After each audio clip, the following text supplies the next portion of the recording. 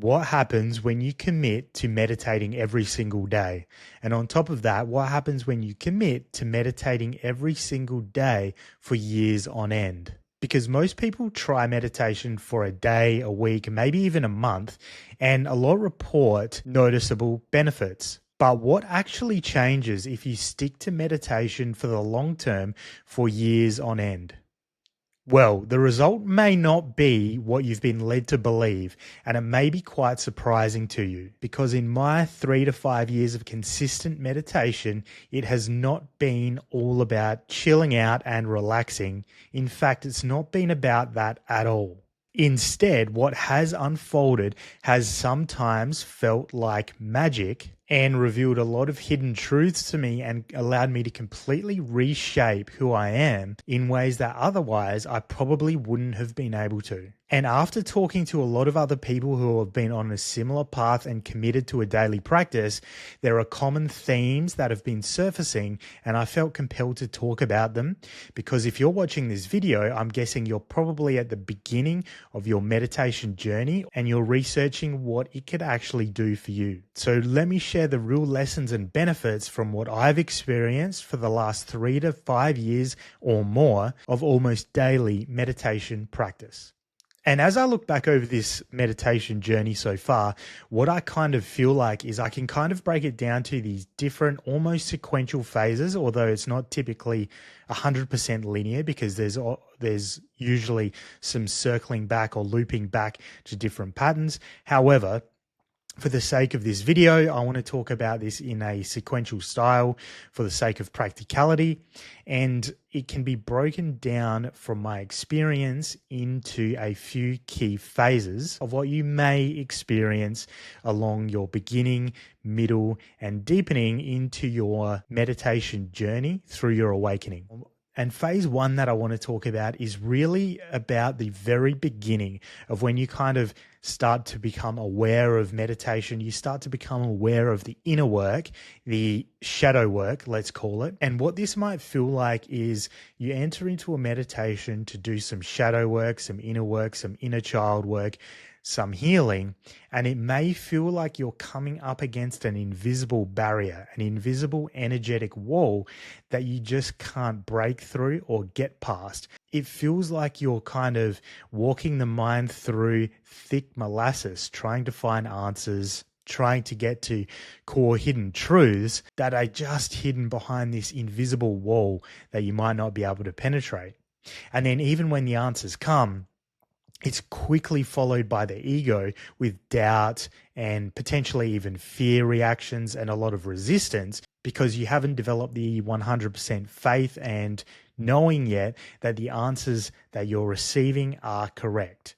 And what this could potentially look like and what it looked like for me was I would go into a meditation to look into, let's say, parts of the shadow aspect in the subconscious. So these are distorted beliefs and frequencies that sit deep within the subconscious mind, below the level of surface awareness that we often look to be brought into the light in shadow work so it can be seen, felt, and the frequency transmuted. And what I found in the beginning and actually for quite a while is that when I would go looking for answers and information in the subconscious mind, that initial realization I would receive, I would often feel like I was just making it up.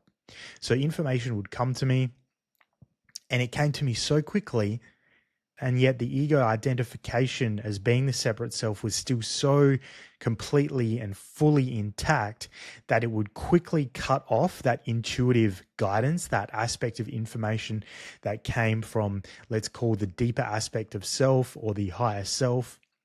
That information that would initially arise, I would immediately begin to doubt it, and it would feel like I was just making things up because I would receive, let's say, an image of a scene when I was maybe 5 years old. And maybe it was a scene where I was being ridiculed for one reason or another.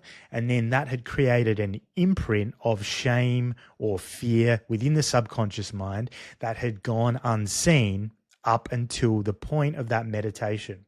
And so receiving the information about that scene when I was ridiculed as a 5-year-old because I couldn't remember it consciously and logically, it felt like I was just making the scene up and making the information up that was being presented to me. And then because the ego mind was still so fully intact and the identification with the separate self and that belief was still so fully intact, it would immediately come in to cut off that intuitive feeling and cause doubt, create doubt that made me feel like I was making it up. And so even though I kept working with that information as if it was real, which is often the correct way to go about it, because oftentimes that first insight or inspiration or intuitive feeling or scene, whatever arises for you, is usually the correct information you need. And it's usually the frequency that's ready to be transmuted and cleared. And so over time, throughout phase one, you actually begin to learn how to work with that intuitive aspect of the mind, that intuitive information you're receiving, and clear it. And then over time, that builds the realization and knowing that that is correct. And over time, that invisible barrier that once felt so strong, almost like it was solid, begins to kind of become a bit more malleable. It begins to maybe dissolve a little bit, you could say, and the information kind of tends to feel like it becomes a little bit more available, frees up a little bit more so it can be brought more into the light of conscious awareness without all of that doubt being stacked on top of it. So that really is what I experienced as being phase one of my meditation journey, is really just learning how to walk through that thick molasses of the mind, that invisible glass wall or the invisible energetic barrier that it felt like, really learning how to walk through that and work with it in ways that it would become more and more malleable and freed up over time. And then as that freed up over time and the access to the information within the subconscious became more readily available, what I found was there was a phase where I would start to be able to enter into a meditation and pretty quickly jump into the core blockages or the core shadow aspects of the self that remained unseen for a long period of time without having to go to too much strenuous mental focus to retrieve that information. So it's like the mind started to become liberated, the energy started to loosen up and free up, the invisible walls, the barriers started to become more see-through, more transparent, a bit more flexible. And as a meditation practitioner, I was able to feel like I had a sharper awareness and more keen ability to retrieve the information I was looking for. And along with that information is vibration. So the frequency that corresponded with that information would more readily be able to transmute. And as they say, feeling is healing. So as the information becomes available, the frequency becomes more conscious and you can feel it throughout the system, which clears it and transmutes it into your core frequency or your natural being. Phase 3 really began to start unfolding as more and more of those core shadow aspects of self that were unseen up until that point began to come to the surface, and I began to actively work through a lot of these aspects that were dictating the outcomes of my daily experience and my life on loop, on autopilot, that I was previously unaware of what was the causation. So if you've ever experienced something that's continually looping, an unwanted pattern, maybe it's a behavior, an addictive pattern, maybe it's an unwanted relationship that you keep seeming to attract in different people, no matter what the avatar looks like that you're attracting into your life as a relationship or counterpart, the theme still seems to be the same. So as you unwind more and more of those shadow aspects and you clean up your vibration, you clean up your energy field, energy loops and behavior loops and patterns that are showing up in your physical life begin to recode and they begin to change shape. Some behaviors and patterns, when you really get into the core of the core distortion or frequency that's causing the body mind to play out in that certain way, when you really nail into the root and lift that out or transmute it at the root, you will potentially even notice that that behavior or pattern completely gets wiped out from your life altogether. It's almost like that data stream no longer exists within your energy field. Therefore, the reflection in physical reality can no longer show up. And phase 3 of recoding reality is potentially where I would consider manifestation techniques become far more effective and powerful in reshaping what you would like to or prefer to experience from the level of the higher self or the level of your soul frequency. And the reason behind that is because there's no counter frequency anymore. There's no counter force that had previously resisted that manifestation from coming in or resisted that experience that you wanted to have. When there's no longer any more resistance to that, the manifestation that you would like to experience can naturally flow in and be reflected in your physical reality. And oftentimes this looks like you're not even having to actually engage in any manifestation techniques at all, because what you want to experience at the core, at the level of your higher self, is already built in to your frequency. And the only thing that was preventing it previously was that counter force or that frequency of resistance that you had been working through in the shadow aspects of self to transmute into the light.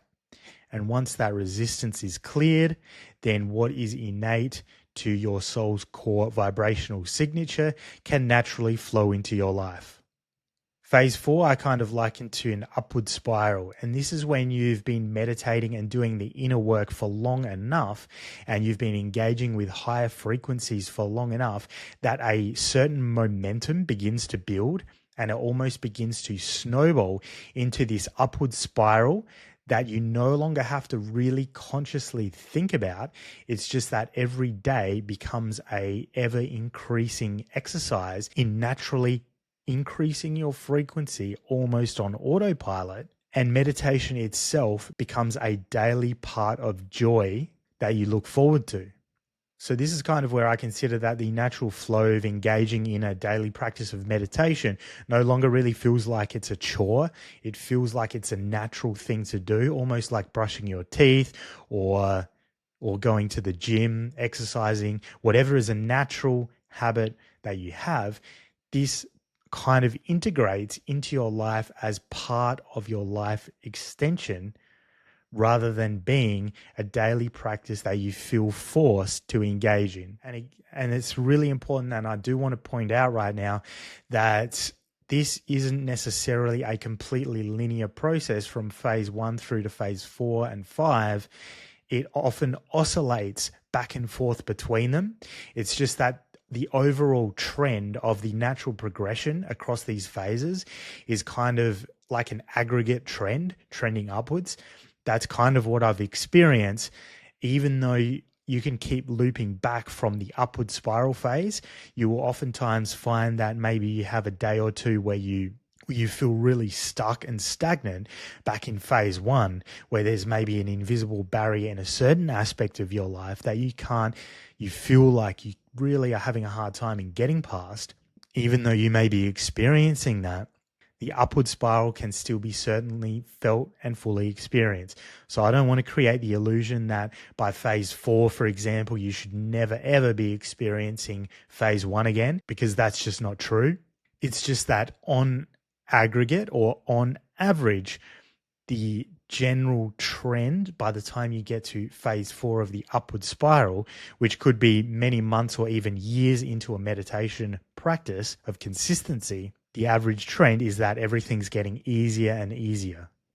Phase 5 that I experienced is essentially when you've freed up so much of the mental baggage and so much of the distorted imprints and frequencies that was sitting beneath your conscious awareness. You've freed up so much of that corrupt data, if you want to look at it like that, that the mind becomes very free, very loose, to the point where walking around in daily life almost becomes like a consistent meditation. And absolutely, there are times where you'll be pulled out of that, where something triggers the ego mind or something triggers a core wound that still sits below the surface. There's absolutely times where that will happen and that will pull your awareness out of that state of presence and being.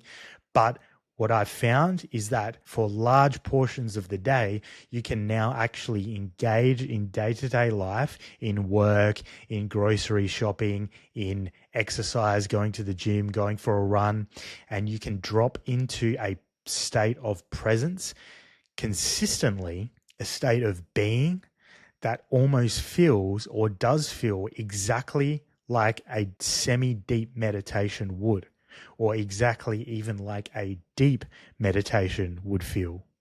And the body-mind still remains perfectly capable and functional, able to carry out daily activities.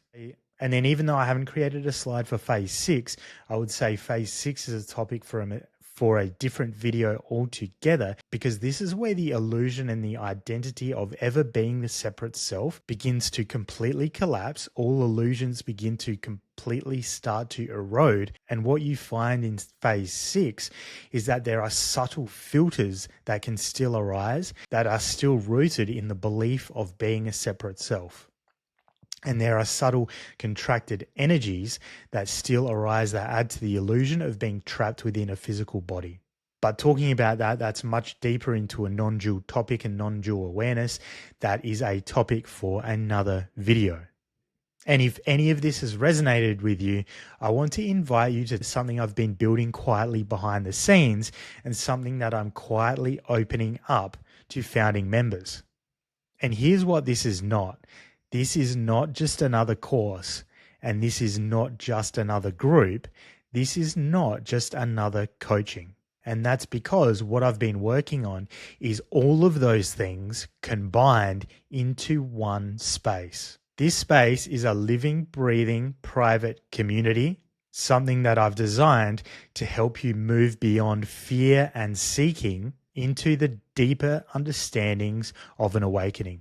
And this isn't just theoretical. This community, this private community, is going to be based on real practical exercises, practices, and techniques that are designed to create real transformation. This community is a space for real transformation. So you can clean your energy field, clear the subconscious mind, and live your natural core frequency and natural being in day-to-day life. And on top of that, if you've ever felt alone on this awakening journey, you're going to be able to build real relationships inside this community with real people going through similar things that you are on a similar path that you're on, and you're going to be able to build real relationships with them. So if that's something you feel called to take a look at, I'm going to include the link to that in the first line of the description below. And to finish off here, I really hope you got something out of what my perspective is and my experience has been of a daily practice of meditation and the seemingly unlimited benefits that it has, especially if you're on this awakening journey. And for me, it seems like the benefits just keep unfolding day to day. So I hope you enjoyed this video. Hit subscribe if you want to stay up to date with more videos just like this, and I'll see you in the next video.